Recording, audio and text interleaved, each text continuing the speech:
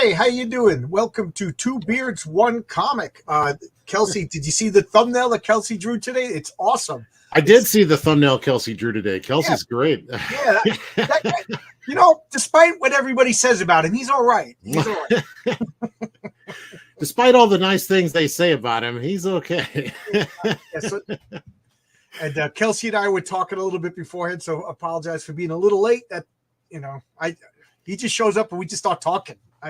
Yeah, it's kind of and we were talking about you. That guy. You right there. And you too, Marcus Kellegrew. Thanks for posting that link. Thank you. So let's address the chat. So first off, we got Heroic Tales. That's my comic book. It's on Fund My Comic right now. And you know what? I would be remiss in my duty if I didn't show off my. We got 125 backers. Wow, pretty good. I didn't even. I get nervous and I don't want to check. So you know what I mean. So you could get addicted to checking. So wow, that took as a surprise to me. We're almost at the second stretch goal. Nice. Thank you, everybody. The second need a good 200 to 2,000 backers. We need that. Let's get that number up. Yeah. And here we got the cover of Heroic Tales. It's an homage to fathers everywhere. He's a loving father, a devoted husband, a beloved superhero. And here is the variant cover by Pat Broderick that you can only get on Fund My Comic. Oh so man, that's great. Pat's awesome. Yeah, Pat. Are you a fan of Pat Broderick? Oh yeah, he's been. Yeah, I've looked at his work for years, and I love the Western that he and Mike Baron have just done. So good. Here's the back cover that's going to come on every comic. You know, this to me is the encapsulation of everything about the patriarch. You know, loving family. He wants to be home with his family, but he understands he has, with great power comes great responsibility, kind of thing. And when you have heightened senses, you can't just say, "Oh, I didn't know what was going on." And farming, yeah. What's that? Devoted father, family man, and farmer. And farmer. and here is some of the interior art, because I just didn't want you to think I'm baiting and switching or anything like that. So here's the first 5 pages. It's about to be lettered, and here's the coin. It's $5. I got this from a Norse foundry in Norway. Wow. Yeah. So you understand it. It's kind of pricey, but if you add this on, it's $5. It doesn't change the shipping or anything like that. It's the size and weight of a nickel. So I'm just adding a nickel into the into your package. We got 104 days to go. I don't want to say there's no rush, but can you back soon? It's a complete comic, complete story, 2 complete stories, a main story and a backup story drawn by Ron Mosicki of Unheroic Tales. It's the origin of a villain who will be playing a main part throughout the series. That's the Lucius Kane, excuse me. And somebody asked me, they said, I would love to back your comic, but you don't have a digital tier. And I said, I do have a digital tier, because he watched my channel and I said in a video that I didn't want to do a digital tier. But I do have a digital tier. I got to listen to the customers, you know? Yeah. And we got a beer pint glass along with the comic. And then the variant cover, everything's $10. So like a modern adult, you can read your comics while you're drinking your beer. Right. Don't drink and fly though. Don't drink. This is my preferred tier or featured tier, that one of each cover. And like I said, you can only get the Pat Broderick on Fund My Comic. After the exclusivity date goes by, I will go on a Kickstarter, and I will have another cover. It's a great looking. I'm hoping great success for you, John. Oh, thank you. And here's my Substack. Derail Grading, more positive shows like this. I'm glad that you said that, Derail, because I've been getting private messages from people that they do enjoy when Kelsey and I do this. When's the next one? Mm-hmm. Well, we're trying to do it every week, because even after we get done with Warlock, I got to where we were like, I think like 2 episodes ago, I just kind of, I don't know, I haven't go through as long as it takes this comic, and then we go on to another one, and that'll just take as long as it takes. I'm not in any rush, as you know. People seem to be having fun, and I'm enjoying the conversation. And to be honest, this is exactly what I wanted to do with my channel: talk talk.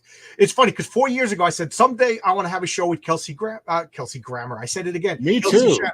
Yeah, I do want to have a show with Kelsey Grammer. We're gonna have an actor's perspective on Warlocks. My brain is insane. I actually lost my Warlock book because I've been toting it around, rereading stuff, and I've misplaced it. So I'm gonna have to follow along digitally, which okay. I don't like, but I'm gonna have to do that until I can find my book. And we got Mike Barron and not Kelsey Grammer, Kelsey Shannon. That would be funny if you got Kelsey Grammer to do the art, just out of curiosity. But Kelsey Shannon doing Scourge, Nexus Scourge, man. And I say this, like somewhere there's a bar in space where Warlock and Nexus are yeah, right. They're having some Retnox 5 or whatever their drink is of choice. Kelsey is not sleeping. That's just his personality. I'm just sleepy. That's me. I ate a BLT earlier, so I am a little in low gear, but we'll pick it up here once we get. I just went to there's a Colombian mini mart that I just noticed. It's like not too far away, and I stopped in. I bought some chorizo, and then they had a woman cooking on the grill, and I couldn't resist. So I bought a chorizo burrito, and so I good. devoured half of it like 10 minutes before we're going live. So I may or may not pass out in the middle of this. Yeah. John's gonna be sleeping before the end of this. I'll keep up. When will you finish Nexus? It's already done. There you go. The book that I'm working on, there's 2 other ones in the pipe. If this one does well, the next one is the first 3 issues that Mike Barron and Steve Rude ever did, and I'm coloring those for the first time. They were in black and white, and then after that, if that one does well, we're going to be finishing up. And probably even if it doesn't well, I'm not really certain, but we're pretty much dead set on trying to finish Nexus Triplets as well. Oh, that's cool. the story that we started a few years ago, and the first issue came out, and we're going to do all 3 of them now as one book that you can get. So that's coming up. But right now we got the Nexus Scourge, and that's already done. So that'll be shipping out probably in another month or so, I guess, when the campaign's all done. Cool.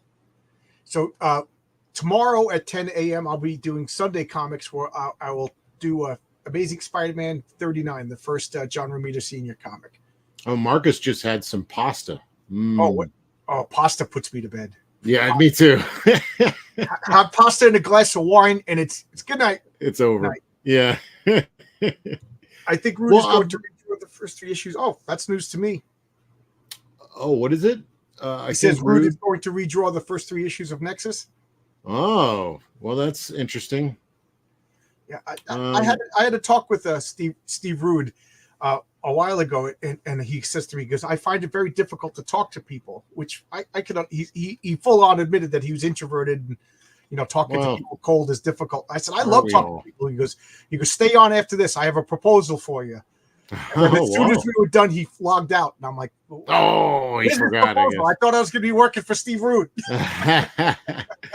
I wish that he and Barron could get back together and make books again, because if he's redrawn those first 3, I sure would love to color them. But we got the first 3, and they were originally done. So and they're brilliant already. So he was good from the get-go. So. Yeah. That was lightning in a bottle. That team. Yeah.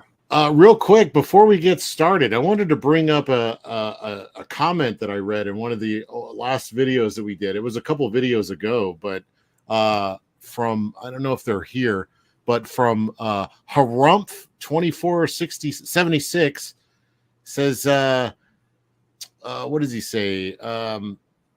I noticed you didn't mention Stan Lee and John Romita's names showing up in the 1,000 Clowns issue.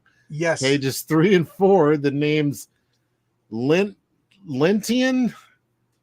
and Lintian spells Stan Lee. And the next page has John Hatchromi, which spells John Romita. Extra letters to throw the editors off.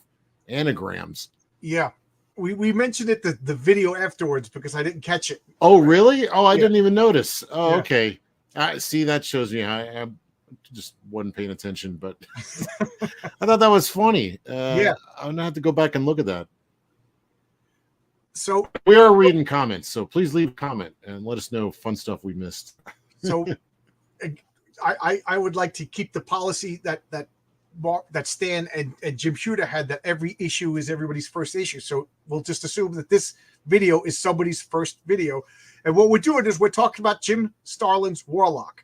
This was what year is this? 1976. So again, I need to point out this is a full year before Star Wars came out, and there was cantina scenes and you know, Darkseid walking around like Darth Vader and everything. Full on space opera. There's even time travel stuff that reminded me of like Back to the Future, like 20 years later. So. And I think I said this every Two Beards One comic is, you show me a cool idea in a movie and I'll show you the comic that did it 20 years earlier. You know? Ooh, challenge. Yeah, you know what I mean? Because comics are just pure imagination and there's no limit. You know, if you got a good artist and a good writer, you could imagine and draw anything, you know.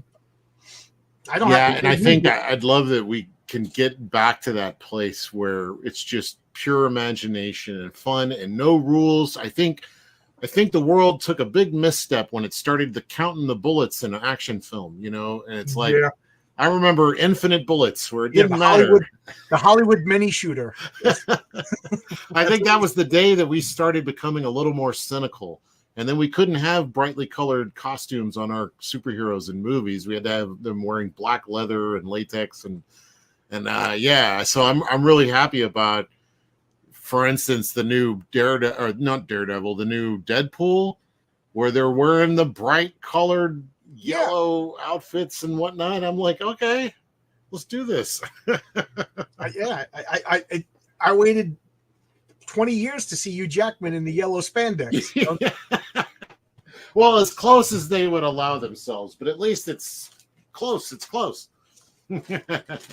So I need to point this out. This is issue 14. Oh, it's off camera. 14. It's 25 cents. Issue 15 is 30 cents. Gouging these poor kids. Don't they know that this money is coming out of my lunch money? Yeah, that was definitely a soda. 5 cents was a soft pretzel back then in my cafeteria. I needed 2 pizza bagels, a chocolate milk, and a soft pretzel. I was a growing boy. All for 25 cents.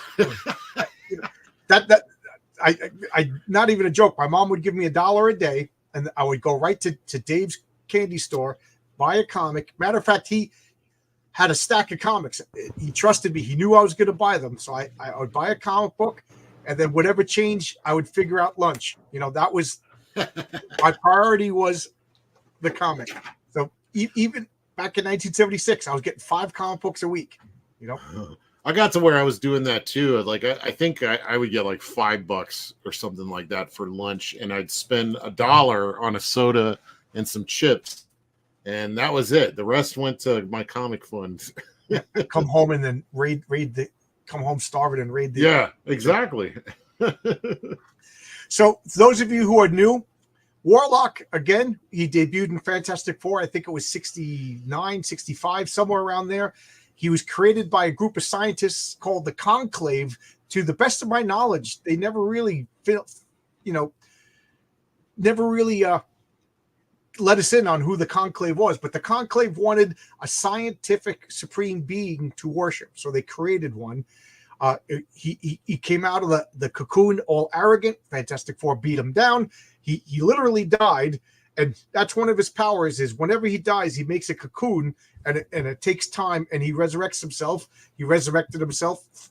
He grabbed Sif because he decided he wanted some of that fine Sif action. Thor didn't take too kindly to that, beat him to death, and now he grew back. The High Evolutionary took him, evolved him to his potential, gave him the Soul Gem, and now he roams the universe, being basically, his own worst enemy, literally. You know, I mean, this is like the third life and times of Adam Warlock, the Right. third stage of his evolution, I guess. Right. He didn't even need to. He could have just been a high evolutionary construct. You know what I mean? Like, he didn't even need that backstory with Jack Kirby and Stan Lee. But technically, he is a Jack Kirby Stan Lee character, even though we think of him as a Jim Starlin character. I mean, what Starlin with this is remarkable. So, like, he owned it. So here we have, this is part 2 to the Star Thief. So Warlock has defeated the Magus. The Magus is what Warlock will become in 5,000 years. So he has the Soul Gem, the first of the Infinity Stones. And the Soul Gem is like an evil presence, just corrupting him like the One Ring. He wanted to, the ring, the Soul Gem just wants them to devour everybody's souls. And when he does that, he gets their memories, their soul somehow binds with him.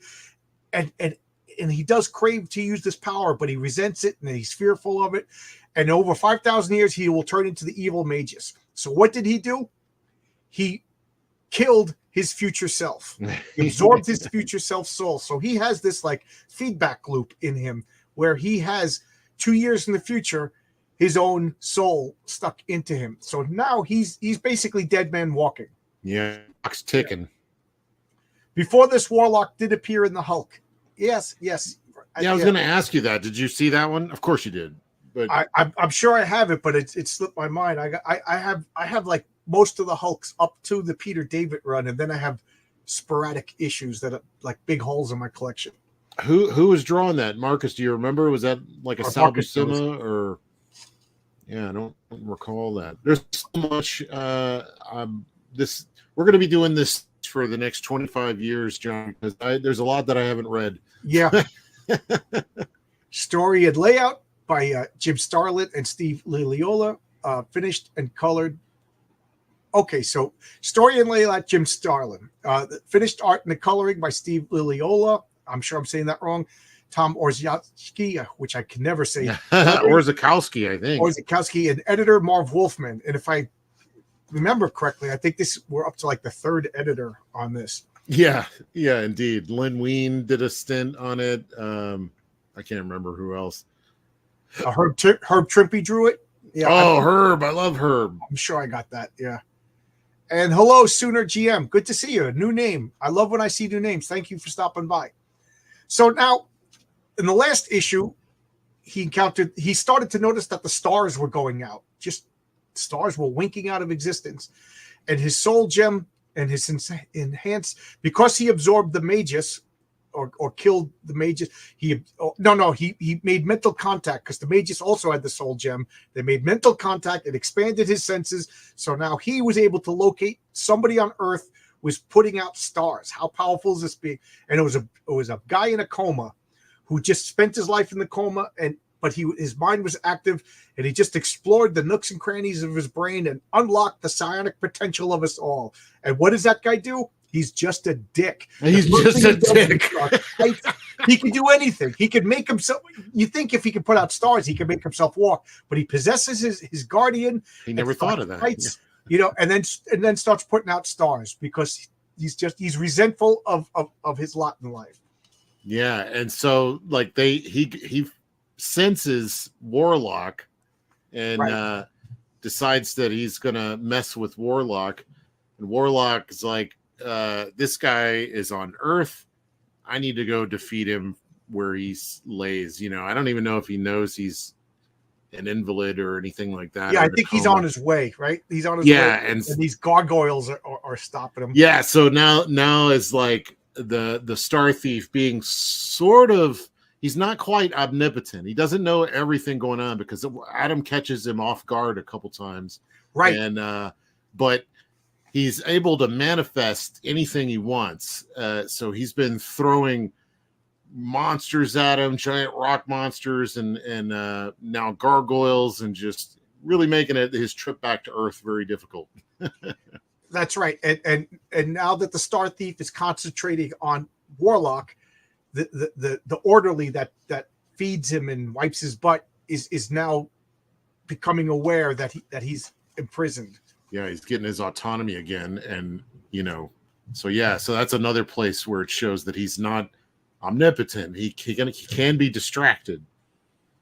I love right over here this is like the psychic manifestation of the Star Thief. It's just these like Neil Adams stylized eyes, these menacing eyes.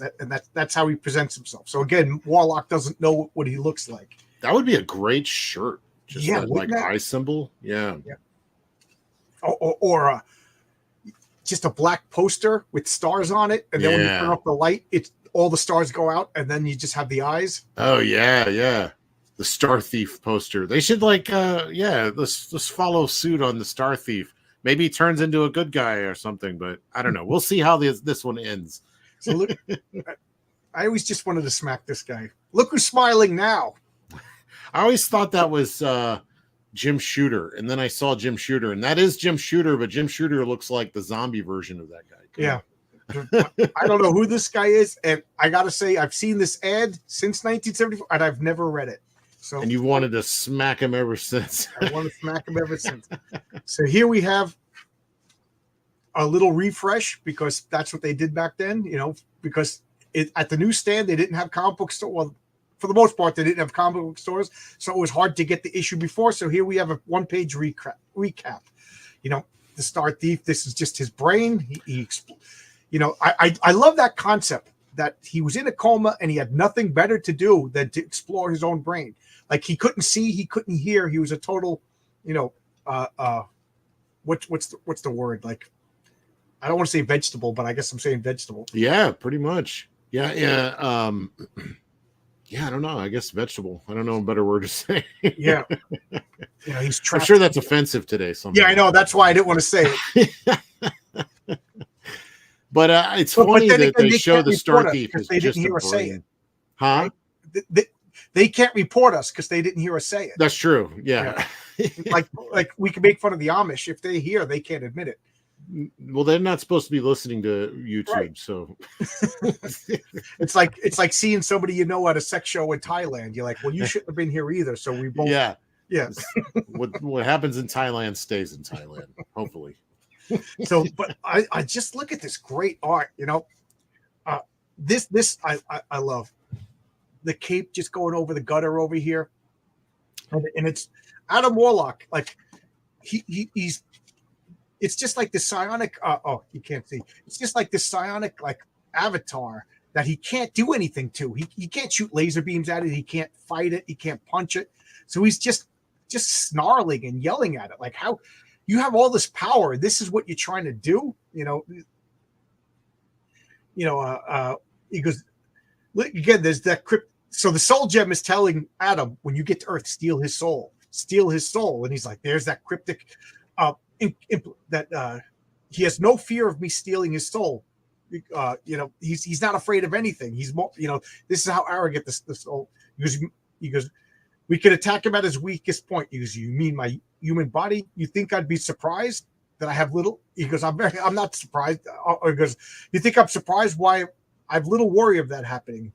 Mm-hmm. Because if you're seeking to psychically overwhelm me with subtle innuendo, you're wasting your time. I'm coming for you, Star Thief. I'm coming to destroy you. And by the way, look at the top. It refers to light speed. Even at the faster than light speeds I can achieve in space, it will take me weeks to reach the planet of my birth. So that's, again, pre-Star Wars. Right. Talking about light speed. The vastness of space, And I guess that's why you can have planets whirling by, who knows what it really looks like at light speed. And I love the bravura here of Adam Warlock. He's like, bring it on. I stand ready. In the meantime, I suggest you concentrate on your own survival, for I think it's time for elemental test number 3. This is just like a go by numbers checklist for the Star Thief. I don't think he's ever had anybody stand up to him quite this much, so he's having fun. I mean, he's had very little what do you call it? Interaction, I guess. Right. Either he totally dominates people or or what, or they don't even know he's around, So here he is. I'm directly talking to somebody, probably for the first time in his life. All right, so this is a good ad break here because the next page is one of my faves. But this Space 1999. I wanted this toy so bad. I recently started rewatching Space 1999. If you can't sleep, put on Space 1999. It is so dull. I used to love all those Jerry Anderson, who did he's the same guy who did all the puppet shows, I think, is the guy that produced Space 1999. Well, Space 19, I forget the name, but it's a BBC production, which right. Is it always seems so alien to me. Yeah, Jerry Anderson. You've been waiting for this since the beginning. Yes, look at this. We got a shark in space. I don't know why, but this cracks me up. Yeah, with the vaguely human face. Look at, he's just like, but I'll bet it's no shark I've ever seen on Earth. No, this is another demon created for the Star Thief for the sole purpose of killing me. I just love how people just break out like soliloquies as a shark in space is attacking you. But I also love it should be stupid. Like, this is dumb. Like today, look at this and shark in space. That's dumb. But I mean, that's the joy of comics, is that there really shouldn't be any kind of rules. I mean, also it like. This guy is so powerful, and he is playing. So why not a shark in space? It does fit the story, Yeah. Like if Doctor Doom, here's a shark in space. You'd be like, come on, Doctor, But that's what the Star Thief is doing. He's just playing. This is a toy to him, Yeah. And if there were more pages, he'd throw a lot more at him. Robots, what else? Monkeys, monkeys. Whatever. Why not? Yeah, a whole troop of monkeys, a barrel of monkeys. But I can't bring the full force of my power to play while free floating in space. So he says he can't use his soul gem on it because it's not a real live creature. Yeah, it has no soul. It's just an extension of the will of the Star Thief. Exactly. So I love this. So now he finds this floating meteoroid, I guess it's called in space. And now he braces himself, and I love this. He's just going to punch a shark in space. Why not? This is comics. This is comics, Yeah. He goes, so bring forth your monster, Star Thief. I'm now prepared to give it a taste of power. By the Grand Nebula, I gave that blow all I had. This abomination just shrugs it off and resumes its attack. My one salvation lies in flight. I need time and distance to determine how to deal with this juggernaut. The Fourth Age says, 2 beards, 1 comic. I'll have to leave in shame for my lack of facial hair. No, sir. You will have a great deal of facial hair by the end of this stream. Right. So that's one thing we promise. If you stay and watch an entire video, you'll be so enthralled. And then when you look down, you get like, I have a beautiful, luxurious beard. And there's like crumbs in it too. Wow. That's that Colombian food you were eating earlier. Yeah, you'll have black beans and rice from me, and your beard will smell like cigarette smoke from Kelsey. And this is the Fourth Age. If that's the same guy that runs the Fourth Age YouTube, I enjoy. Yes, that's RJ from the Fourth Age. Yeah, I enjoy that channel a lot.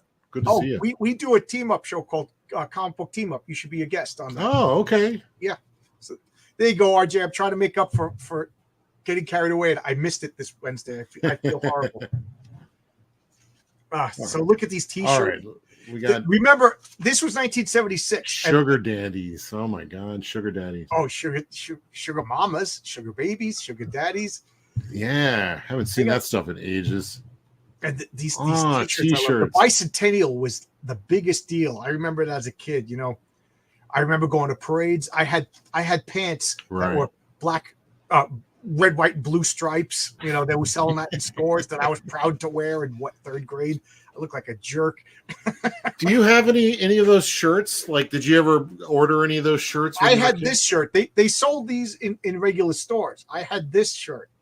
Do you still don't? You don't have it anymore? No, even if I did, I was in third grade. And I wish I still had it. I wish I still had like my Star Wars shirts and things like that from the 70s and early 80s. Yeah, I just don't have. I mean, at that time, my mom did all my laundry and threw away clothes without asking. What I mean? Terrible. Nowadays, like my wife has to like audition.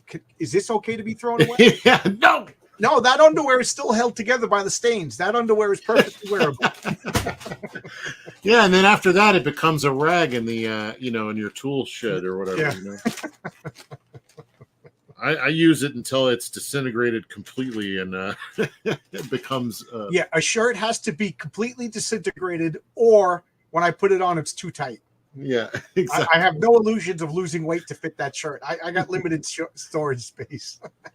Now this is a great spread. I mean, the art in this is great. I mean, Leola, I think, is doing a great job over Jim Starlin here, because that shot of him, what does he get? He's exploding. Did the shark explode right there? Is that what's happening? He steers him into a comet.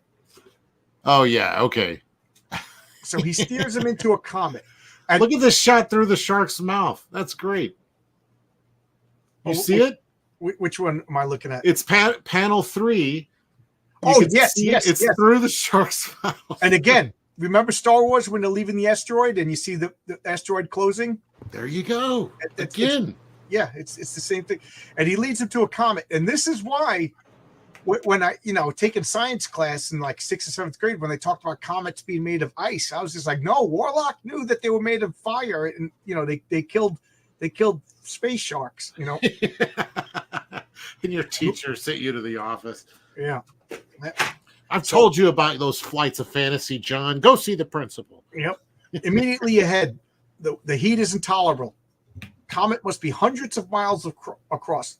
Must get out of the way and hope that the shark doesn't. So he relies on his superior agility to steer out of the way. The shark fails his agility save, for those of you who play Dungeons & Dragons, and smashes right into the comet. And the Star Thief is having a grand old time. Amazing. I thought I had him, but yet his lightning fast mind saves him again, and at such a cost. The ordeal has left him spent and unconscious, helpless and defenseless. He's like, never.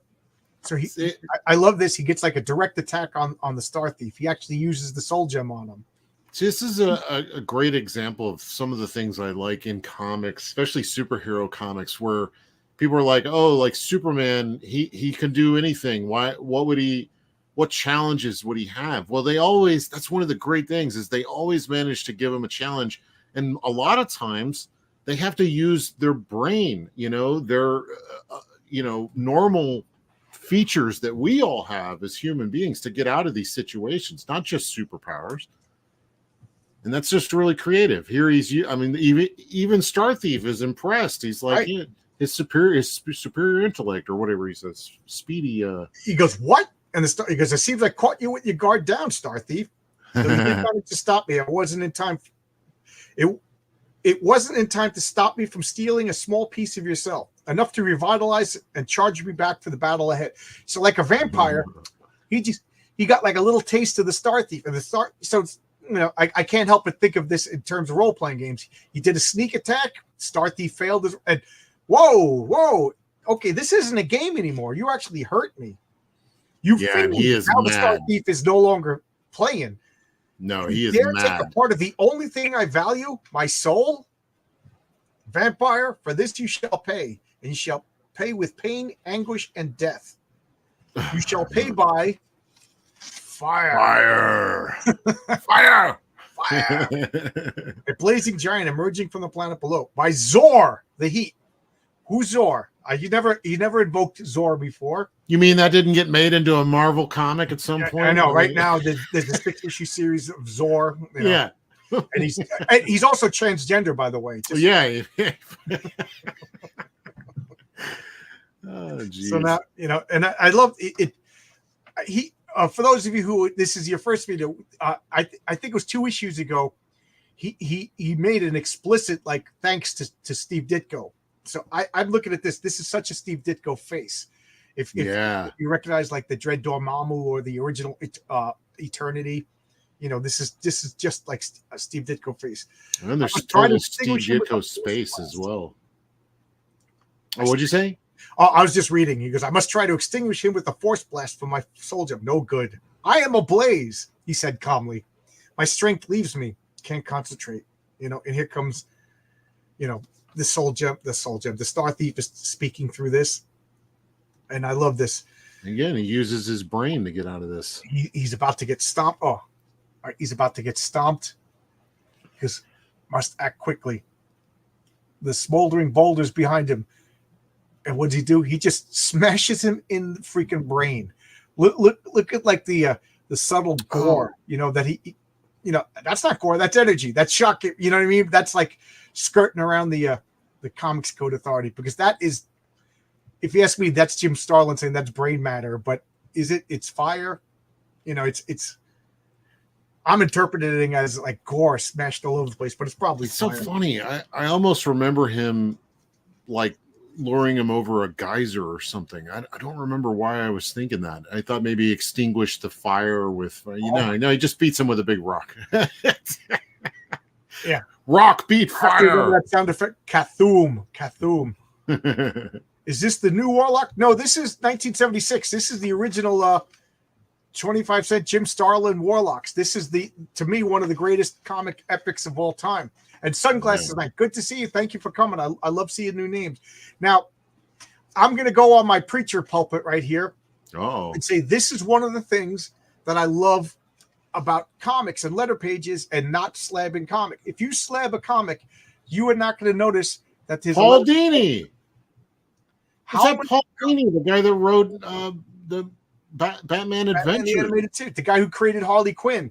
And, wow. And last issue, we had another creator, like Gerald Conway, and the issue before that was another. Who was that? I remember. I don't know, but so far, every issue has somebody who grew up to become a creator, and you would never know this if it was slab, because this isn't reprinted in your trade paperback.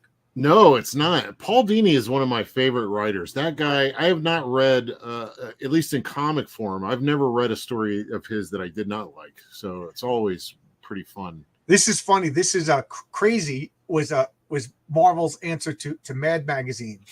At the time, there was Mad Magazine, which was obviously the premier one. Then there was Crazy, and there was Cracked.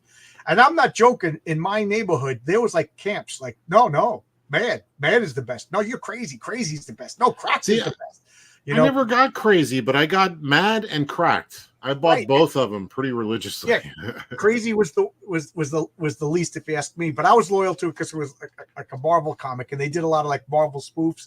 But we were like in third grade, like ready to come to blows, because that was important stuff back then. How dare you say anything bad about Mad Magazine? Was that before What the? When did that? You remember What the? Yeah, which is their kind of parody of. I think What the comes out next year, and I think this is after Not Brand X. Yeah, that's. We had the best comics, man. That was so fun. Yep. Okay. We got a question before I start the next page. John, what was your favorite decade of Marvel? For me, the 70s and 80s were peak Marvel. Yep. James, me and you just became best friends, James. That's what my comic is a love letter to 70s and 80s Marvel. Just to me, you can't top this. You can't top this. This is pre-Jim Shooter, and I don't think I'm going to be too controversial to say that. To me, as much as I love Jack and as much as I love Stan, they were the foundation, but Jim Shooter put the roof on. He and everybody else graffitied the house that that's Jack built. See, I mean, I came in the 90s, and we definitely had a bunch of great looking comics, and there was some good stuff, but man, digging back into this old stuff, it's like this is where the real meat is. I mean, this is where all the ideas come from. I mean, the whole house of ideas things comes from these time periods, 60s, 70s, 80s. Sunglasses Night. Yeah. The name of the show, Two Beards, One Comic. This is going to be Kelsey and I irregularly talking about comics that either he loves or I loves. One of us hasn't read them. We're experiencing it for the first time. So I'm not saying it won't be new stuff, but it's kind of just like, hey, did you read this? Let's talk about it. Like we kind of already said the next series we'll do the Secret Wars. Yeah, that's another one I haven't read. See, what spawned this is I have never read this, and John was hounding me to read it. And he's like, I'm going to spoil the ending if you don't read it. Yeah, I'm going to tell you the great and every video I still say the best is yet to come. Yep. So here we have he smashed this rock elemental to pieces. you know. And again, the Star Thief is like, I admire your resourcefulness. You know, I didn't think you'd realize that the monster's brain was its Achilles heel. You know, and I like this. I barely exited the burning hulk in time to escape sharing its demise. Again, a clue that the Star Thief is not omnipotent. And then as he's waxing on right here, we see again that he's not omnipotent. It's just hilarious while he's monologuing. Yeah, he's monologuing, and then he's like, "Wait a minute, where'd you go? Where is he? He's gone." He's like, "You sit here and talk all you want. I'm leaving." And what does he do? He uses a black hole in space. Yeah. And I know a black hole like is trite today, but this is 77. So we're talking 30, 50, oh my God, 50 years ago. Black holes were a new phenomenon at the time. Space 1999 actually called them a dark star. I guess the term black hole wasn't even concrete yet. There was dark stars. They called them like gravity wells and stuff. Yeah. And everybody they were the new cool thing. So were they holes in space? I guess we still really don't know. When did The Black Hole come out? That Disney movie with oh, that's a great movie. I love that movie. That was like the first time I'd ever heard the concept of going into a black hole to travel to another place. Yeah. It was that movie. So that movie. I saw that. I had a friend, Sean, that every year on his birthday, he would take like the whole birthday party to see a movie. Mm-hmm. We saw The Elephant Man one year, which is not. Oh, it's a great one. You know, and then we saw The Black Stallion. We were bored out of our minds. We also saw The Black Hole. And I love it. I love that movie. Was such mixed because you have Maximilian boring the heart out of one of the people. You have those like zombified, lobotomized crew members, and then you have like Vincent like trying to be like R2D2 and cutesy, you know. It was really like it's filled with wisdom, you know, to give the young crew member. I always love that movie. Yeah, Maximilian Schell just eating the scenery. He's so good. That's what I aspire to look like someday. Right. Yeah, I want a room that that I could just stand in the and peer off into the vastness of space. That man doesn't ask for much. Yeah.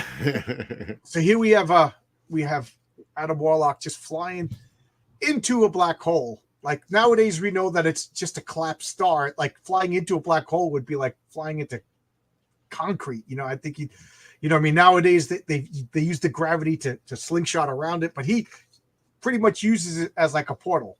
And look at that great effect. It's just lines with some flat color, but it looks like fireworks going off or something. Right. I mean, it's so well. You know what it looks like? It looks like when you rub your eyes. Yeah. Yeah, like almost like it's like dreamlike. You know, his brain can't comprehend what he's seeing, and now here he is. He's by the Earth, so he warped through to the Earth. And this bald guy over here is the poor orderly that his will has been robbed by the Star Thief. You know. Yeah, and now we're gonna see.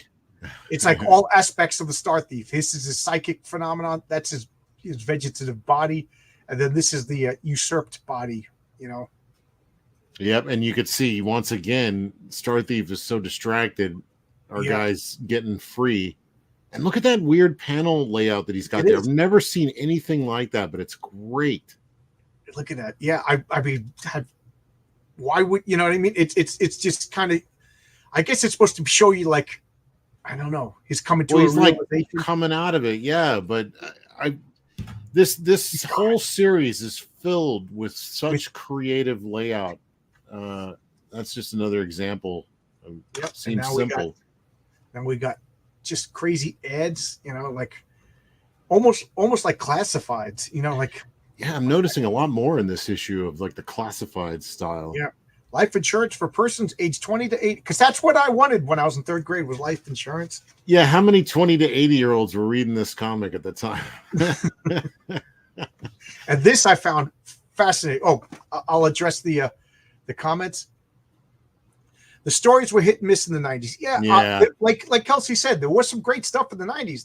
There's some great stuff coming out now. Like there is. Yeah. I mean, before you think I'm like get off my lawn guy, this is this month's comics. So I'm still buying new comics. You know. But I think the batting average of average comic back in these days were, you know, great because they're just all so many classics that we refer to are all from this time period. So the Black Hole came out in 79. Yeah, it was after Star Wars. Okay. Disney went through like a weird period where they were making like more serious movies and kind of scary.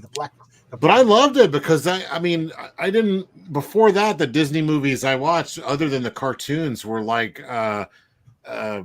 what's his name? Davy Crockett. You know, it was like a TV series. Kelsey, God still loves you. Yeah, it was like that kind of stuff. And then suddenly it was Tron and Black Hole and all these really great concept movies. Oh, I thought you were talking about David and Goliath, the Gumby type. Oh, no. Davy Crockett was like a series of either TV films or something. I don't know. I just remember watching them, and I loved them.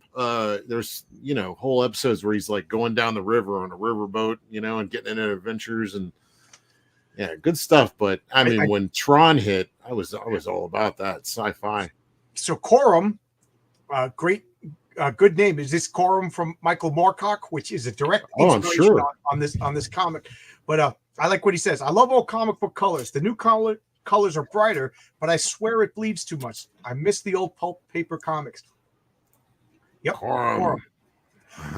Is that Mike Mignola? Written by Mike Baron, who also wrote Nexus, which you can buy today. I was on the Gutter last night. And that's when, we were talking about some of my old favorite comics, and he was showing digital reprints on the screen. And I just said, this is the first time I've ever seen it not from a newsprint. And like the colors just seem artificial in reprinted trades. And I think some of the detail is actually missing. So I don't know because I don't have the trade paperback of this, but I would guess that this newsprint probably has more detail than the modern recolored.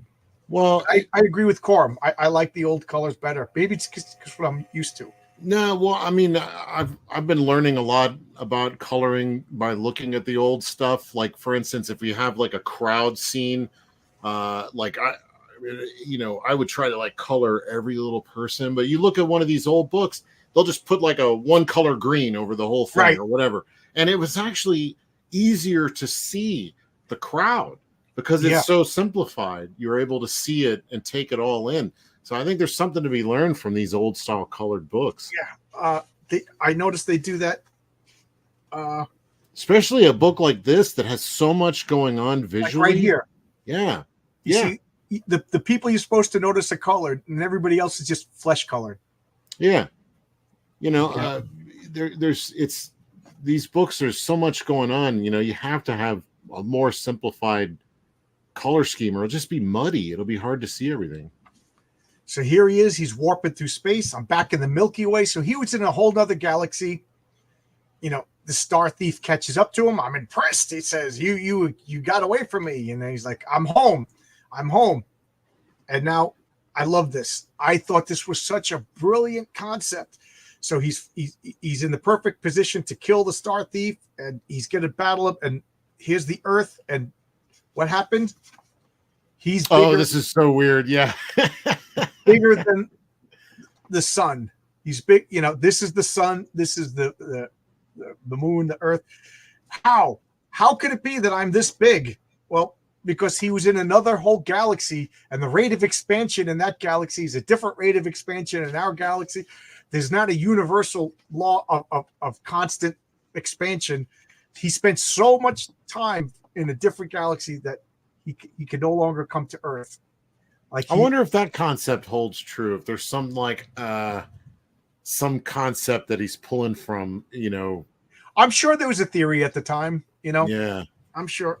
Have I lost touch with reality? And then we go to Stan's soapbox. This is the kind of stuff that I didn't read, but now you better believe I read it. And some of the stuff like Stan would be canceled for saying today. Oh, really? Yeah. Oh, man. Got to have those reprinted in the trades. Yeah. That's why I meticulously read them all. This is just, he's talking about origins, creating origins, nothing controversial. And then these are just items about comics. Marv Wolfman is teaming up with John Buscema and Joe Sinnott to do Nova. So. See, that's so fun that you're getting to see. Here's the Nova right here. Yep. It's so fun that you get this like behind the scenes look that they're getting ready to put out Nova for the first time, and nobody's ever even heard of it. Right. So fun. It is like again, this whole, first off, the whole continuity, the whole like Stan Lee, you really felt you were part of something, and I love a pulse pounding. Here, I got to show you this. I just noticed this. A pulse pounding palimpsest of palindromes, pure palaver, paradisc, and Palin's pandemic. Come on, he's Stan. a wordsmith. And now we have Captain America and the Red Skull fighting by the Washington Monument, and he defeats the Cosmic Cube by placing a Twinkie next to it. The Cosmic Cube no longer obeys the whims of the Red Skull. It is totally satisfied by the Twinkie. So it is, shameless. Now, yeah, and I love it. Why not? I tell you, you give me a Twinkie. Go ahead. I'm good. I got a Twinkie. So yeah, anything can be overcome with a good Twinkie. Yeah, a good Twinkie. Fruit. You give me a fruit pie, we're fighting. You just made a mortal enemy. Not even cherry. Come on. I know what I'm sending you for your birthday. Little that happened in my own comic. What does he say? Love Nexus, Kelsey. You're an honor to witness after Steve Root. There you go. Thank you. High compliment. Thank you. You think Starlin did a little acid while doing this comic? I don't know. You know what? It was the time. I'm gonna lick the Comics Code Authority, see what happens. You gotta wonder. I mean, some of those guys that like you think were like that, turns out they were complete teetotalers. They just had a really vivid imagination. Well, yeah, Steve Ditko famously got pissed off when they asked him what kind of drugs do you take. He was like, I don't take any drugs, you hippie. He was fascinating. Ditko is fascinating. So we're going to have to dip into some Ditko at some point. Oh, yeah, definitely. Like all his Doctor Strange. I've never read any of that stuff. Oh, really? Yeah, never. Oh, yeah. I picked this. Whatever you want. I'm just happy to do this. This is fun. So here he is arguing with the Star Thief. Like I can't get to the Earth now. Like he's so big that he's like the Vision. Like his density is next to nothing. He like passes through. He can't interact with the Earth anymore. And he's just like, so this is it? Like you could destroy everything? You have been thousands of light years from the Earth and have grown by a quicker pace than in your homeworld. So now to you, the Earth, you are nothing more than a giant wrath. To you, the Earth is unreachable destination, which they quickly forgot about because the Warlock goes to the Earth later. So now, yeah, I guess so. Yeah, you're right. Now the orderly is just like, I'm free now. Barry, that's right. Barry is the Star Thief's real name is like Barry Boswell or something like that. And now I know what you're up to. He goes, and again, his face like almost it's looks odd. Yeah. Yeah, like so that's definitely a choice that Jim Starlin created. That just wasn't like a one-off weird thing. It's interesting.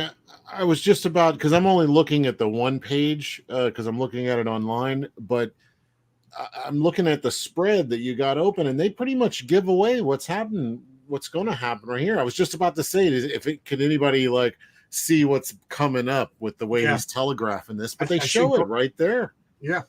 That's so wild. So now he's talking to Warlock, and I love this guy, the orderly. You're protecting a guy in a vegetative state. Have a pistol in your pocket. Well, so, I think in the last issue they set him up as he's was put there by the kid's father, who's like a rich. He's like a politician or So this guy is more like a guard more than like a hospital employee. So I guess he would have a gun, I guess. So disturbing news for you, Star Thief. You've won nothing. What are you talking about? Because I just suddenly realized that you lost. Remember, I almost said Jim Starlin has enhanced senses, but Warlock has enhanced senses. You're evil, Barry Bauman. So evil, there's nothing for you to do but die. And then, but the lamb, you know, good Lord, I've killed him. I've saved the world. I'm a hero. Don't you understand? I've rescued us all. Sure, pal, as they drag him away. Yeah, they're going to put him in a padded cell. He's gone. I don't know what happened. I guess it doesn't really matter. The stars have returned and the danger is past. So I'm guessing he was able to sense that he was done for because earlier in the issue, he used the soul gem to touch the Star Thief a little bit. So he's connected to him and was able to read that he was about to get shot. Yeah, it's some he was able to sense something was amiss in that room. Yeah, and now we have Bullet Man, the Human Bullet, the G.I. Joe Super Adventure Team. You know, because G.I. Joe was pure military, and then superheroes were big, so they had to have a superhero. So I'm sure Marcus knows. Marcus, was Bullet Man? Is this how did he appear as a toy first? Was he a comic? I don't know much about Bullet Man. And that is definitely not a superhero that would be popular today. And here we go. This G.I. Joe figure had a clear arm, and there was gears in it. Mm-hmm. And when you stood the arms up and you switched his back, his hand would spin around, and you could put a propeller in it, and you could pretend that he was flying. Those are crazy times for G.I. Joe. Yeah, and they had, speaking of beards, they had furry beards. These figures, these G.I. Joes were like a foot tall, you know, and then in like 86 or so, they made the 3-inch G.I. Joes that everybody. Yeah, that was when I got into G.I. Joe. When that was when Larry Hama came in and started kind of creating a lot of the lore for the modern G.I. Joe. Yeah, see, I know that, and I have not dipped into whatever you want to do. If you want to do, I got like all the original Strange Tales. I could do that, you know, whatever you want. We might have to figure out what we're going to do after this series. Yeah, because I'm definitely interested in reading more of this stuff. I'm gaining a lot of ideas, a lot of I don't know, I feel like I'm learning a lot about it was comics. acid done, I'm sure. Bullet Man was just a toy for G.I. Joe. Okay. Bullet Man. Yeah, you spelled it. Those are the real G.I. Joes. Yeah, well, you know, according to my brother, the little plastic ones are the real G.I. Joes, you know? Right. It's like somewhere that Kyle Rainier is their Green Lantern, you know? And in Britain, they always say, "Who's your doctor?" You know. Honestly, when I was reading comics regularly when I was younger, Green Lantern was the black guy, John Stewart. So that was the Green Lantern who was the guy when I was reading. I had a larger G.I. Joes with uniforms, equipment, beards. Even had one with the mummy and the amphibious. Yeah. And I remember one of them had scuba gear, and I brought it into the tub with me, and they fall apart. The rubber bands that were inside were like some sort of elastic that fell apart in the water.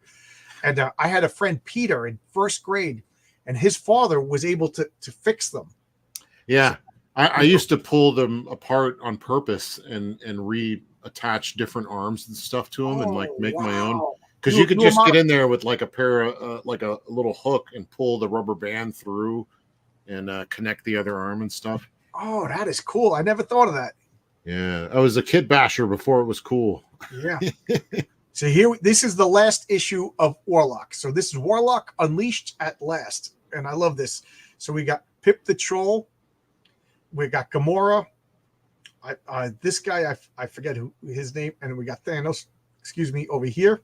And then we got this. It doesn't even look like a character, but it's like this vegetable. I think it's like called a Koatu, which is a race that lives on Kree. That, you know, Kree it has like two intelligent races: the humanoid Kree, and then these. Oh yeah, right. Yeah, so this issue went for me pretty fast, and I don't know that I remember everything. So this is going to be a good recap before, and then the two after this are the big annuals that are they're explosive. Yeah. So we got editor Archie Goodwin. So we got a new editor. Lettering Tom Orchowski, coloring Michelle Wolfman, which is Marv Wolfman's wife. Oh. Once again, trapped into doing everything else, Jim Starlin. Trapped, yeah, sure. everybody else. I just got a feeling that everybody else is trapped with Jim Starlin to get this story out of his head. Because, like, from what you say, he's been telling the same story over how many different comic books over the course of his career? Yeah, I know. It went from Captain Marvel to Warlock to Marvel 2-in-1 to Iron Man, and then back to Marvel 2-in-1 and Marvel Team Up, and then he finally finished. So he was building up to this for a long time. I've just never heard of a story like that where a creator had a story and just told it. No matter what they were working on, they got to tell their story or try to. I know they won't, but Marvel needs to turn this into a movie, complete psychedelic box. Which, oh man, can you imagine that? Like Pink Floyd, Jethro Tull, and a gun. Which Kelsey and I were saying this last episode of Two Beards that they messed up out of Warlock. No, totally, yeah. I mean, they could still do the Mage's story, but like, who would be the Gamora's dead, or she's different now. Like, what would be the person that was like the blank spot that distracted Magus so that he couldn't predict? There's a chaos. It would have to be some. I mean, how they've in both Marvel and DC movies they've introduced like the Elseworlds concept, so you can almost make a standalone Warlock movie based on this stuff, I guess. I don't know, but yeah, they did him a disservice because I got all excited when I thought that Warlock was going to come in. Even before I read the story, I've heard the stories about Warlock and thought, oh, this will be cool. And then he was a dud. Yeah. And then I read this and was like, holy cow, did they drop the ball? I mean, that would have been fantastic. Honestly, he should have been the focus for at least the Guardians up until the big collision with Thanos, and made him, instead of bringing in Captain Marvel, or no, what's her name? Miss Marvel or whatever. Yeah, no, who am I thinking? Marvel, the Brie Larson. Yeah, instead of bringing her in, they should have used Warlock for all that. Yeah, so dumb. Oh well, we still got a great comic book. So who cares what they did? Yeah, this still exists, and here we got this great splash page of the '70s hair over here with the the John Travolta staying alive collar. You know what I mean? Mm-hmm. And here's the sun and all the planets. Like, he's just this gigantic phantom that can't interact with his world, I want to see what he looks like from the Earth's perspective. Like, is he so big that he doesn't even register to us on Earth? Yeah, he's like an immaterial ghost. Yeah, the stars see. So he goes, and this is him just recapping. What happened. I was in another galaxy, and I've never heard of the expanding universe theory and how it could affect me. Now, I was in the Herculean galaxy and all that. So that's the name of the galaxy. I wonder if that's a real galaxy. It expands at a different rate than as the Milky Way, and now I find myself a nebulous giant affecting neither light nor gravity in this mini solar system before me. And there, that mote, that is that planet Earth. It is denied to me. Woe is me. Whoa. Yeah. That's what Adam Warlock's best at. Adam Warlock and the Silver Surfer, just like, they should just hang out in a bar and like commiserate together. They were on this Earth in Shalabel. They were emo before emo. Yeah. Because of all the people I know, including the one who might have an answer, the High Evolutionary. I've always loved the High Evolutionary.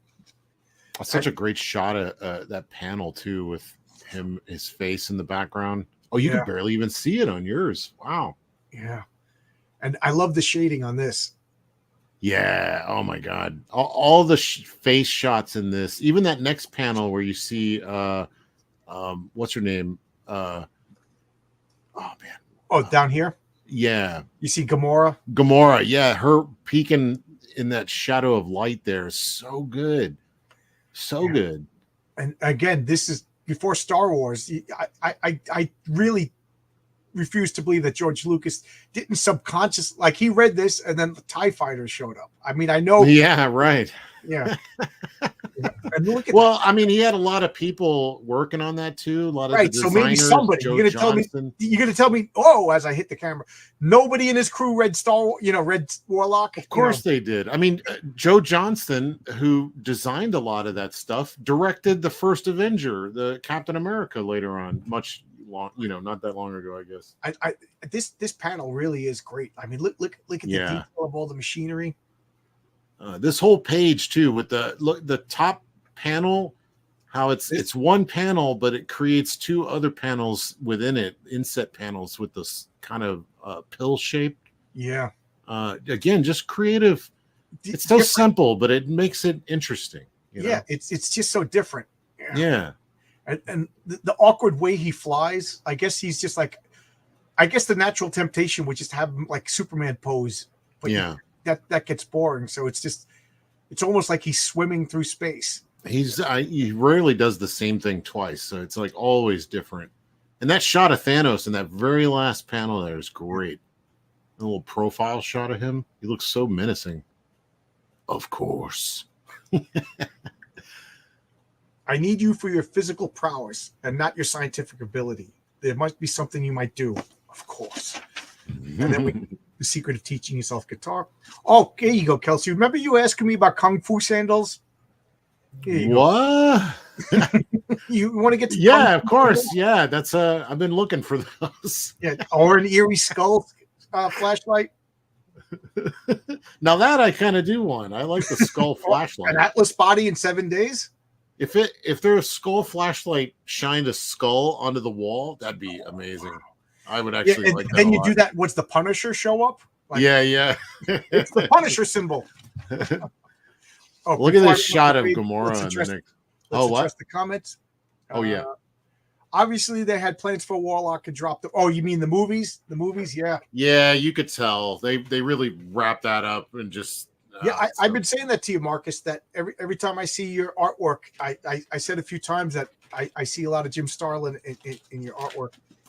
So I've never been a Jim Starlin fan, and now I am. And I remember that graphic novel was always in my store of the death of Captain Marvel. Was that the one? Yeah. And then Starlin's other big epic that he was doing, Dreadstar. Never read any of that. Now I'm going to be seeking all that stuff out. So, yeah, I'm very, very much wanting to continue on my Jim Starlin path. I mean, look at this shot of Gamora here. That is just outrageous. I'm surprised the code, the authority code, didn't come down on him. A little too much skin there in the midriff. So he needs her to go out and seek out Adam Warlock again, become like his confidant. He goes up. Now I may work towards my true goal of my labors without having to conceal them from. So he's just sending Gamora away, so she doesn't understand what Thanos is really up to. Because everybody thinks I'm a good guy because I helped Adam Warlock defeat the Magus. The Magus was going to enslave the galaxy and the universe. And now why don't you go and find Adam Warlock, be his bodyguard? Now that you're gone. And this is another thing that I think someone in the chat or you brought up in the last episode as well, that they didn't do Thanos right in the movies either, because he was going to just kill half the population, when in true fact his goal is to kill everything. Right, total stellar genocide. He wants to destroy everything. So, and that Warlock is the pawn that will make it all possible. So he's going to use Adam Warlock to commit total stellar. So this is before the Infinity Gauntlet. He wants to destroy everything. And he's not even. Is he in love with death yet? I don't even remember. So I think that's one of the things I always heard, is that he was legitimate. He was like in love with death, and death spurned him. And now he's like, I'm going to do something to get her attention. Right. This a grand gesture, instead of holding up that radio like John Cusack does, he's going to destroy the galaxy. Yeah, that's his way of holding up his boombox. Adam Warlock has to leave Earth because he's lonely or whatever, and they pick up Alan Moore hitchhiking. Yeah, I see that. Or one of us. Yeah. So there we go. Adam can't help but save a wayward space traveler. He's unhand that old man, space spawn. By the stars I'm saved. We got a little. This is a weird little bit too. This little back and forth between he's jumping in to save this guy, but then he beats these guys up, but then he realizes that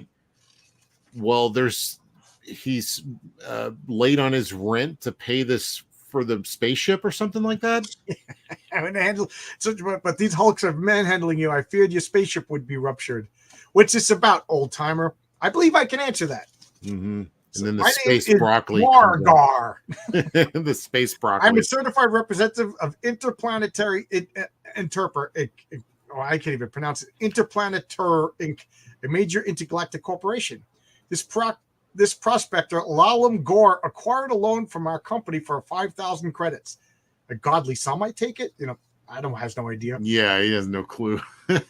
Yes, that's why we asked Lindon Garner to put up his space cruiser for collateral, so that in this eventuality, he has failed to make payment, so we need to repossess. I meant to pay, but things have been tight. Yeah. So this is relevant for today. Yeah. So Adam Warlock is just like, he goes, this job is to repossess space shuttles. So he goes, okay, yeah, you're going to take your shuttle, but why don't you drop them off on this planet? He's like, we're not a interplanetary space taxi. I love that. Yeah, he's like, look, that's not our job. We're just here to collect. We just want what's ours. And Adam's just, I had enough of this nonsense. He crushes the gun. Old man, get in your cruiser and prepare to take off. And when you arrive at your destination, I suggest you secure the funds you owe these beings immediately. Next time, I may not be here to help. So he's just helping out. Now go. No one will stop you, correct? Yeah, okay. The space broccoli is little, Margar, I've met your kind of creatures back on Earth, passionless dealers of dollars and cents. I had hoped your species was restricted. I hope that was restricted to the sad planet. Now I find madness has infested the heavens. Never again shall the stars shine as brightly for me. I love that he's being fair here. Like, he's not going to take them out because they're not necessarily doing wrong. And this guy owes them money. So in essence, he's in the wrong. Yeah, he took a deal in fair and square. Yeah. But he's like, fairness is like, we can't just let this guy die. You go to your planets and get those funds, or they're going to take your ship, and it's up to you guys to figure this out. But you're not going to kill him right in front of me out here in space. That's just not going to work. Thanos is a simp. Thanos is the original simp. Yes. Can't argue with that. I love Say Anything. I've never seen that movie, but that's one of those movies like I learned by osmosis. Everybody else talks about it. I've seen it. Don't worry about it. It was like Cameron Crowe's first movie, I think. Hey, Matt's here. Matt always does a drive-by. Matt, he's still around? Matt, you still around? Mr. Yanni Fu. Good to see new names. And then a little reminder that I have a comic book, guys. I know a lot of these guys. I get around to different shows, so I see everybody. Okay, yeah. You're bringing your fans, which I appreciate, and of course, fans. Comic fans is Fund My Comic. Beard fans. That's Let me, RJ, how's your beard coming along? It should be about this long by now. Yeah, we've definitely been through some hairy stuff already. Yeah. So now we got Gamora in this space cruiser just flying around. What skullduggery is Thanos up to? Looking fantastic. I wish that they would put her back in this costume. And I just love her skin. Gamora, thrall of Thanos, I've come for you. No, not you. And then, ba-boom. Ta-boom. So yeah, who is that? Can you tell? Can anybody tell who that is? It kind of looks like,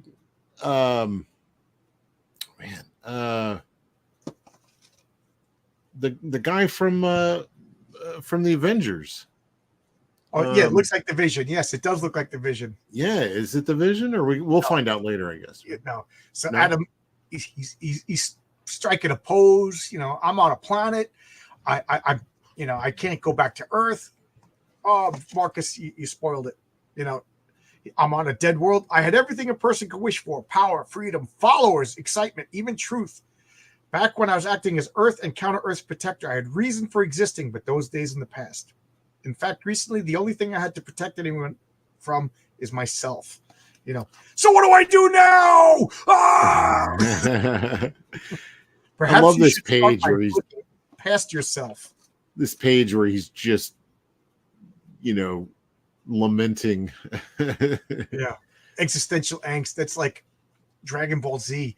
I tried to watch Dragon Ball Z. I know guys are going to get mad at me. Every time I turned it on, it was just people like, why do I exist? Yeah. What's wrong? His power level's much greater than mine. Drax.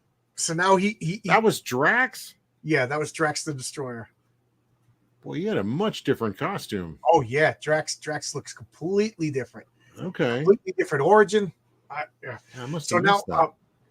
he gets this guy with this, like, his pet lumpy naked cat looking thing over here, and he's just like the guru. Like, instead of flying up to the top of the mountaintops like we do in America, like or Earth rather, you land on this, and this guy has like the power to explain, like, life is like a vibration in the air, constantly expanding force, reaching out and growing until a second vibration comes upon it. Then they meet each other. Then there is change.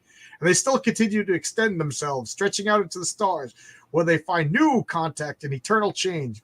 Is that not the purpose enough for existing, to be part of it all? No. I want more. That's so great. This goes on this long. I know that I have less than a year to live. I want to leave behind something of value. So here he is. He now he's it's his mortality is setting upon him. You wish to be remembered? You wish to gain through memory of immortality your biology denies you? Why does one so gifted strive for such a meaningless prize? Can you not see that such a goal dies within the flesh? Is the fear of death that blinds you? No, death holds no terror for me. It is life I fear. I have no wish to be its victim. That line right there stuck with me.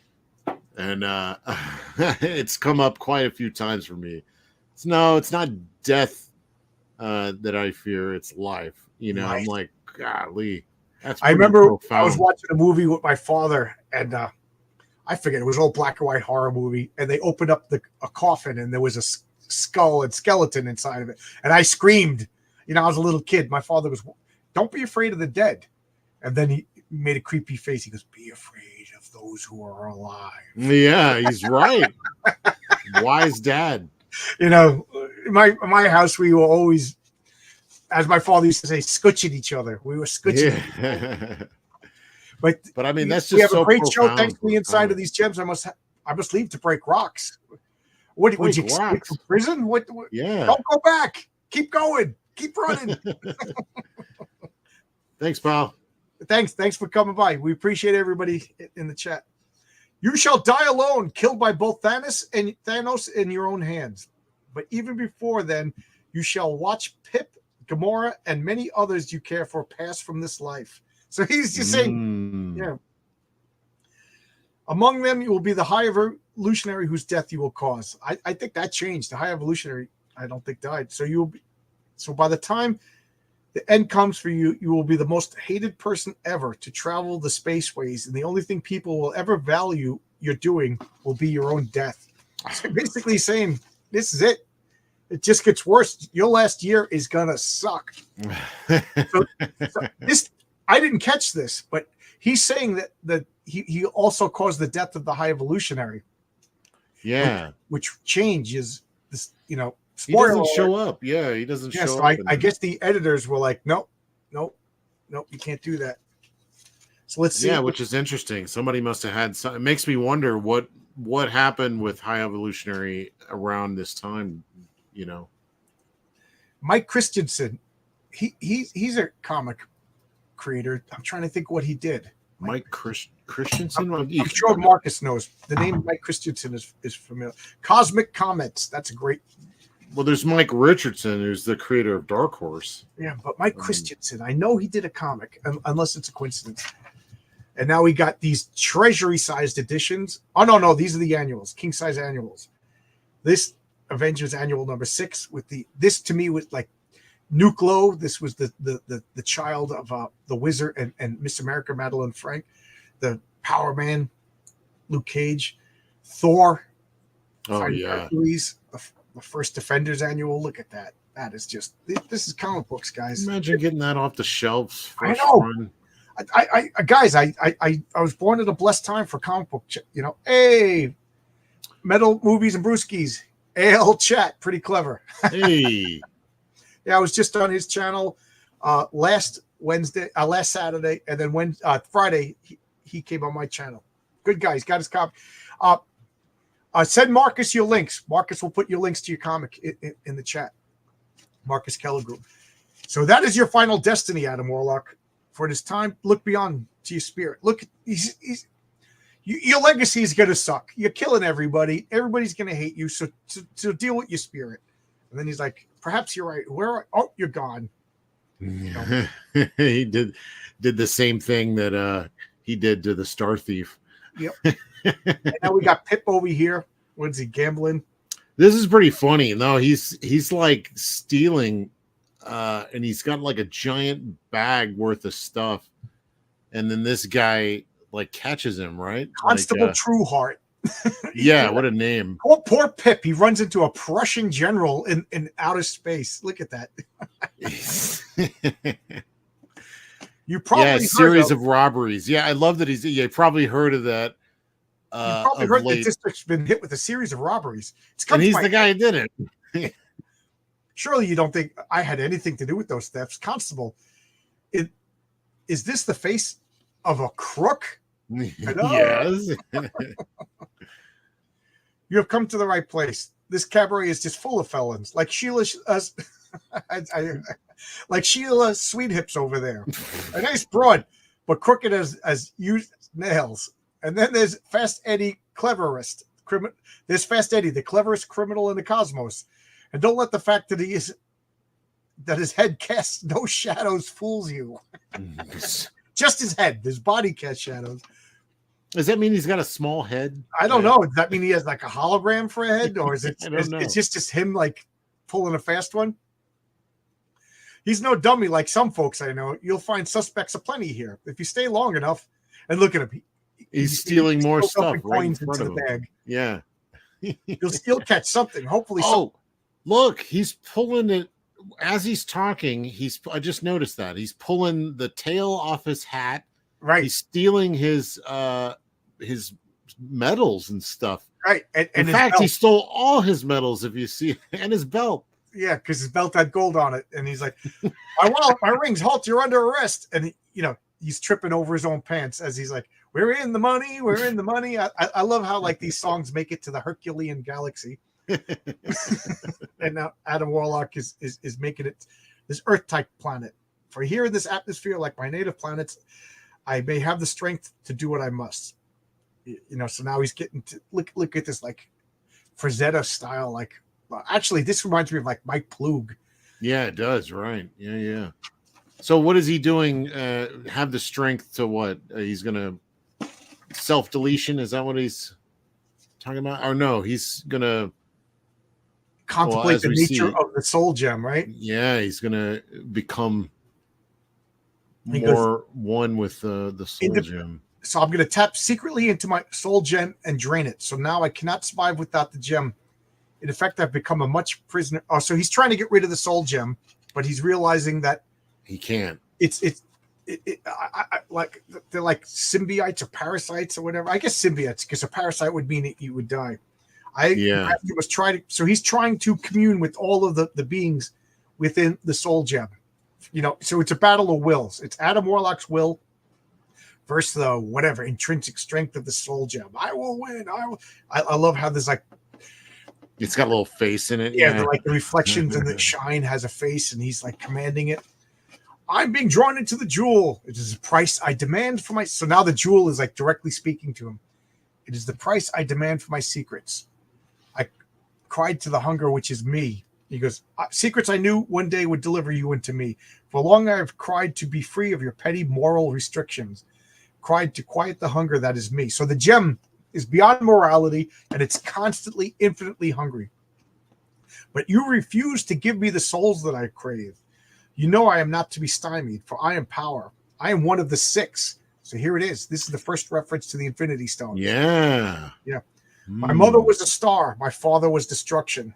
I am logic and survival, power that will not be enslaved by emotion or biology. I am by far the stronger of us. So now I claim this vessel, which you wear as your own. And then here's the Marvel Fitness Strength book. Always with the clever ad breaks to pause like moments in the story. And here we have Spider-Man and the Spider and the Fly. I always love this villain. I don't know why, but Fly villains. There's a couple of Fly villains that and a Fly superhero. But I love the Fly superhero. I read that the comic that Mike Parabet had done. Yeah, that was good stuff. So I love this. He punches the Fly. What would he? Oh yeah, he throws a Twinkie at him, and then smacks the gun out of his hand. Because I'm telling you right now, Kelsey, throw a Twinkie at me, I'm catching it. I'll have a baby in my hand. I'll have a Fantastic Four #1 in my hand. I'm dropping it to catch the Twinkie. So, but I see now. I know your kryptonite is fruit pies. Oh, I'm gonna throw a fruit pie at you. And my clothes will rip. I'll turn green and I'll start fighting you. So now he's within the universe contained within the Soul Gem. No. He's fighting. Now you who are the slave. Now I shall be one who controls our fate. I shall determine what this body does. Today begins the reign of the Soul Gem. I have always controlled my own destiny. There's a battle of wills. Do you understand me, you Emerald Viper? Curse you, Warlock. You retain your... So he, as I knew I would. So he went to this remote planet to have a contest of wills against the Soul Gem, and he won. And he defeated the Soul Gem. I love this. I will be either free or dead. I mean, there's some powerful stuff in this book. With my spirit free, I shall have one up to live or die. So I give you a simple choice. Free me, or I should use my power to terminate my physical life mentality. Of course he surrendered. So what he was saying is I was about to kill myself rather than be your slave. And the Soul Gem relented. Which also begs the question, are the other 6 Infinity Stones sentient like that? Yeah, I don't know. That's a good question. I Marcus, did you know? I like Marcus's comment. But Marcus, do you know? Do the other gems have like sentience like this? Are they evil? Because the Soul Gem is not just like a neutral gem. This is an evil consciousness. It's like Michael Moorcock's Stormbringer. Yeah, I'm wondering if they explored the other gems in a similar way that they did in this story, or did they just all appear at some point in the Infinity Gauntlet, or was there a quest for them? I mean, that had to have been built up. I mean, gosh, this whole series set up what the Soul Gem was all about, its powers, its personality. It would be a shame if they didn't, do that to at least some of the other stones, And then we got the World Encyclopedia of Comics. I got this, and when I moved away, I bagged and boarded all my comics and I put them in like a room in the basement of my parents' house. But this was just on top of the box. And when I came back 7 years later, this was gone, not a trace. It was just like dust. It disintegrated from the moisture and humidity in the basement. Oh, crazy! All my comics were fine. The only one comic was destroyed. It was fantastic. It was Amazing Spider-Man 300. Todd McFarlane. When I pulled it out, it looked like a bag of cocaine. It was just, but that's how bad this room was. Like, Holy crap, dude! I used to check that book out from the library all the time. Yeah, the encyclopedia. This book reminds me of Luther Strode trilogy. Hard. Oh yeah, the Luther. I think I have that. I think you brought that up before. I remember somebody else bringing up Luther Strode. I think it might have been on another show. I'm on far too many shows right now. They're all bleeding together. Warlock went to the Farrah Fawcett's hairstylist. Yes, absolutely. Siegfried and Roy. For what comment? I don't remember. Lobo's first appearance was half Gene Simmons and half Richard Simmons. Yes. If you get that Omega Man, I forget the issue. The first appearance of Lobo. He looks like a Shields and Yarnell, if you remember that show. They were mimes, you know. So he looks like a mime version of Lobo. It's amazing he became what he did. Yeah, it wasn't until Simon Beasley and who wrote that? It was it Wagner? John Wagner and Keith Giffen. I think it was Keith Giffen drew that. I think you're right. The Omega Man is a series that doesn't get enough credit. That really was it was a perfect blend of superheroes and space opera. Okay, that's another one I have not read that I'm going to have to add to the list. So Marcus, this was the last issue of Warlock. Was there another issue before we get into this?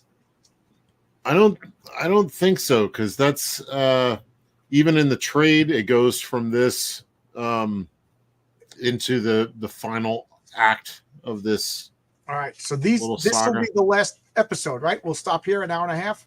Yeah, that went a lot faster than I imagined. But yeah, let's save these two, because I want to read these again. These are so good, and again, the best is yet to come. These two comics are probably two of the best comics you'll ever read. I love how Spider-Man is written. He's just pitch perfect writing for Spider-Man.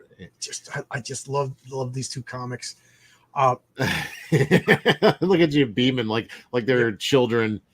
Look at these are my babies. Yeah, I love these two comics. There's a Ghost Rider 35 is another one of my. It's a Jim Starlin. I think it was an inventory issue. So for those of you who don't know, an inventory issue is they make 13 issues a year in a comic, but the 13th issue is there just in case there's a problem. Yeah, exactly. I forget it was I think it was Len Wein and Mooney, was it? Who was the artist? But anyway, there was one issue written, drawn, everything by Jim Starlin, and it was Johnny Blaze races death in a motorcycle. Ooh. And it oh my god. And I think it's just early. It was early Jim Starlin, like it was a tryout because they didn't get the big talents to do the that is a comic worth reading and doing a Two Beards One comic on. Marcus says he thinks Warlock was in a Marvel team up before these. So, maybe. Well, it's not in that trade, so it's probably not part of this grand story. You're right. Yeah, this is the storyline that kind of completes the whole thing. Yeah, and this is so to the point where I don't want to spoil it, but I mean, you all know what's happening if you've been following this. He's on borrowed time. You know what I mean? So many people here probably read it already, like Marcus. But that's kind of part of the fun is that you guys who have read this, have known this story for years, is sharing it with people like me and other people in the audience who have never read this up until, for me, just recently, and been kind of blown away. It's so much fun, so creative, infinitely more creative than I ever would have imagined. And Starlin, who I've never really gave two looks at, suddenly, when you get into it on a microscopic scale and you actually are like reading it and becoming intimate with the work, you realize all the nuance, the creativity, everything that he's doing. It's phenomenal. And now I'm really excited to go read more, to be quite honest, to see more Starlin's work. I remember as a kid, I had my friend Carl, who was the one who pretty much got me into comics. I remember like sleeping over his house, reading these, and discussing them. Like, and again, I know we talked about this in an earlier episode where children are just natural philosophers. Yeah. Children like just contemplate like really big philosophical questions. And then you ask your mom in a very simple way. Yeah. And guys like Jack Kirby never lost that. I think Jim Starlin never lost that, And well, I mean, just the wonder of the Star Thief and having, the way he describes how people on Earth freaking out and because the stars are going missing. I mean, that's such a simple, childlike kind of observation, but done in a very like adult and profound way where you're like, yeah, I can see the kind of existential terror of that, and just the idea of being trapped in your own body, you know, with the Star Thief, all of that. Like you were saying, it scared you when you read it when you were there's young. something about that. I don't know what it is. There's something creepy about the whole concept of the Star Thief. Yeah, good stuff. I remember Carl and I talking about, like, so he's dead in the future. He's going to die, you know, and then he knows it's going to happen. And now he's being told that he's going to be hated before he dies, which, you know. But see, I can't believe they haven't done any more with the Star Thief, because just because that guy shot his physical form, right, maybe doesn't mean he was able to extend his consciousness somewhere else, you know. It's somewhere still in that fire thing that you know, remember he said, yeah, maybe. Yeah, because I mean, of course, it was his brain that was really the machine that ran that all. I mean, he gained so much, you know, so much autonomy in that. I know within the last year, Marvel had a comic with the Star Thief in it. I don't know. Oh, really? I just remember going, oh, they brought back the Star. Like, how dare you? You can't touch Jim Starlin. Yeah, I don't know. That's interesting. Now, yeah, you know, they're not going to do it justice, or maybe not. Maybe we're being too cynical. I try to judge everything on its independent merits. Yeah, you know? I don't want to be a doomsayer, but it might be great. And Marcus, he said, Marvel Team Up 55. It's Bill Mantlo and John Byrne. Man, that's awesome. John Byrne doing Warlock, but Bill Mantlo. Yeah. So it just means it's not part of the whole major. And it's probably in the past, because how does Warlock? I think they just forgot about it, because Warlock's in this comic and he's not bigger than the solar system. So, you know, I wonder if they address it in this, and I just forgot. Like, did he learn to compress himself? Well, it's almost, you're right, because there's almost like missing scene. I mean, he just shows up like a bolt of lightning or something. You know, he just like everybody can sense him before he even shows up, and then. I just look at Iron Man's face. He actually looks scared. Yeah. He's just a normal dude in an Iron Man suit, and they do him really well too. Honestly, and they got everybody. They got Captain Marvel. You know. Yeah, the fight scene between all these guys, and just the creativity. There is no. I was thinking there is a part that seemed to skip, but I think you pointed out where it was. So yeah, we'll I'm looking forward to getting to this. Yeah. All right. So all right, next week. Anybody want to say anything? Anybody? Iron Frown. Yeah. Stalin. Yeah, he drew a great Avengers. They were great. They were great. And I'm not used to reading a lot of like, you know, some of this old stuff. I'm like a 90s kid, and then I went and read heavy metal and manga and European stuff after that. So, and I would dip back into like American comics with like Hellboy and like Sin City and, you know, various little projects, but never was really into the continuity of these characters. So when those movies came out, I was like, oh, I see what people like about it. But now that I'm reading the comic, I'm like, they didn't even come close to how cool this stuff actually is. I don't know. It was a lot of fun. I just the continuity, like, I don't know how you would write a story like this, because there's a gotcha moment in one of these. I think it's in the Avengers one, not the Thing Spider-Man, but it literally blew my mind. And we'll get to it. But it was like, how do you even think of this? You know, you must have thought about this before you wrote everything else, almost. You know. Yeah. Bill Mantlo did it. It might have been one of those villains. Wasn't Claremont the right? Yeah. Claremont and Byrne were the. I think that's where the team started on Marvel Team Up. Marvel Team Up is like a forgotten gem of comics. There's so many good things, so many good stories. I felt that way about Marvel Comics Presents. I did read a lot of that stuff, and those were fun, but I never got into the 2-in-1 stuff. So Marvel 2-in-1, there's some real stinkers in it, and you could just tell they were churning out some. But there's some great Marvel 2-in-1. The whole Project Pegasus. If you have the Marvel Team Up when Spider-Man encounters the Black Widow, but she's so in deep into this persona that she can't get herself out. And she's Nancy Rushman, and she's just like a normal housewife. And Peter Parker's like, Natasha, what are you doing? You're the Black Widow. And she's like, protect me, help me. So and then Nick Fury and everybody shows because they got to get her out. And Peter Parker doesn't know. He's just protecting the girl. You know what I mean? He's like, maybe this.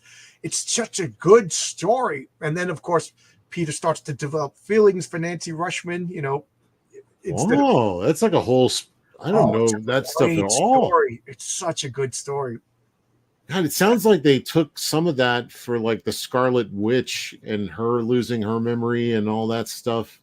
Well, it's thinking she's a spy. She like went deep undercover, so deep that she totally lost her that she became immersed. I don't know if they did some shield drugs or whatever, or if she's just such a good spy that she could. Yeah, that sounds cool. Yeah, I'm not read some of that. Mantlo, I agree with. I agree with the thumbs up also from Mark Boyd. But Marcus says Mantlo was Claremont before Marvel. Mantlo was before Claremont on Marvel Team Up. Yes, I don't know why that was so difficult for me. Marvel Team Up. Okay, I was thinking 2 and 1. And then I all I could think of was just great comics. Like you got now that the Micronauts omnibus is out, you got to read those. The first 12 issues of the Micronauts.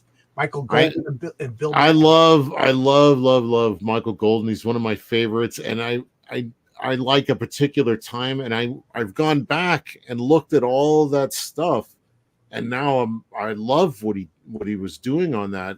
And everybody I've heard from, I mean, I don't know anybody that says they don't like the Micronauts story. So yeah, I mean, and that's another one that's supposedly Star Wars rips off, right? Yeah, it's derivative of Star Wars. It came out after Star Wars. You know, like it came out after. Okay. It came out after Star Wars. They were ripping on Star Wars. I mean, it's a blatant rip. Even at the time when it was coming out, me and my friends knew it was a ripoff of Star Wars, but it was also its own thing. And when you're in third grade, fourth grade. So it's ripping off Star Wars. It's ripping off the greatest thing in the world. So it's also great. You know what I mean? It doesn't matter if they're doing it well, you know. And they were doing it really, really well. Just more good stuff. We already got a Cam. This is my buddy Cam in Florida. He says, you guys should totally do Micronauts next. Well, you know. Maybe, you know. It's so good. I could totally look at Michael Golden's art for a few weeks. That would be great. It's definitely on par with this Jim Starlin. Again, I don't know which one I would like better. They were very similar. After going through this in detail, there's a lot of similarities between their early work, Starlin and Golden. This show would be great for the network, John. Do you mind if I replay it tonight on the Madness? Kelsey, do you have any problems with Pops playing this on the Madness Network? No. Okay, go ahead. What do you mean, this show? Yeah, this no. But Pops got to start with the first of these. So go back and get 2 Beards, 1. Yeah, you got to. You know what I mean? So anybody who's interested, they would be deprived not seeing the, not so much Kelsey and I's face, but the Jim Starlin. Well, you got to see the 2 Beards in order to understand the one comic. Beards. Well, we're kind of lying. It's more than one comic, but 2 Beards, 1 comic sounds better than 2 Beards, 1 story. 2 Beards, 1 comic, a series, you know. One comic character. Everybody loves the Micronauts. Was it Bill Mantlo? He got hit by a car and had a traumatic brain injury, and like. Oh wow, I didn't know that. Yeah, he was the writer, right? Bill Mantlo. Yeah, Bill Mantlo. He had a. Maybe we should do a vote on it because, there's so many of these I haven't seen. So maybe we'll do like Graybeards does, where we could put out like 3 ones, like Secret Wars. I'll put out a Twitter poll. How's that? Yeah, pick like 3 major series. Okay, so here's the 3 that we've already talked about: Secret Wars, Ditko's Doctor Strange, and then Micronauts. Oh, I think. That. Either way, you're winning, guys. Right, exactly. So maybe just which ones that I should read next, and then we could go through. It's better than 2 bears or 1. Well, the bear would rip my comics. Let's be realistic. The bears, 2 bears. Good idea. So we got that. So my wife is right over here going. We're gonna order pizza tonight. We're gonna order pizza tonight. So I need to get some grub too. Okay. Well, this has been another excellent episode, and I can't wait for the next one. I like how we're building suspense. Yeah, we're building suspense for 2 of the best comic books ever to be created by humanity. And I want a chance to read them again before we get into it. That's I think I might have to read them again too. Yeah. We'll come at it fresh. Okay. All right. So guys, we'll see you. I'll put up in a couple of hours, or maybe tomorrow. I'm doing Sunday Comics with the Amazing Spider-Man 39, and then I have a recording a show with somebody. When I'm done with that, I will put up a Twitter poll. So tomorrow around one in the afternoon, I'll put up a Twitter poll, and whatever you guys vote on, those are the 3 choices, and we'll honor the choices. We just got to give Kelsey enough time, or do you want to read them first, right? Yeah. Well, what we should do is you put up the poll, and then while this next week, while we got this to finish, Yeah, we got this to finish. Yeah. I could be reading that series that we're going to go into next time. Yeah. All right, so that's what we'll do. Thanks a lot, everybody. I'm going to get going, and this is a lot of fun. I'm really enjoying this. Thanks a lot, everybody. Thank you, Kelsey. Did you guys see the thumbnail Kelsey made? It's so fun. It's so cool. Thank you. Oh, no problem. That's fun. Yeah. So, And all right. Thanks.